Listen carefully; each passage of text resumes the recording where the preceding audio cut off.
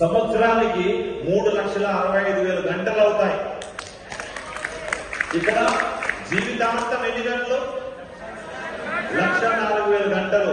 అంటే ఒక వ్యక్తి సేఫ్ షాప్ లో 1000 మంది టీం ఉండేవాళ్ళు 3 నెలల్లో ఎంతైతే పని జరుగుతుందో సేఫ్ షాప్ లో లేని వ్యక్తికి జీవిత కాలంలో జరిగేంత వరకు జరిగిపోతారు. అర్థమైంది ఇప్పుడు మీకు? ఏమర్థమైంది? స్మార్ట్ వర్క్ కదా?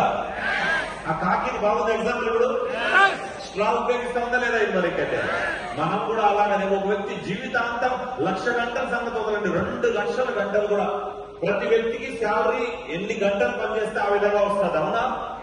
10th క్లాస్ పాస్ అయిన 8 గంటలు పనిచేస్తే 20,000 రూపాయలు శాలరీ ఇవ్వచ్చు. అదే పోస్ట్ గ్రాడ్యుయేషన్ కానీ డిగ్రీ చేసిన వ్యక్తి 8 గంటలు పనిచేస్తే 20,000 ప్లస్ 30,000, 40,000, 50,000 ఇవ్వచ్చేమో. అంతే కదా? 1,00,000 రూపాయలు ఇవ్వచ్చేమో.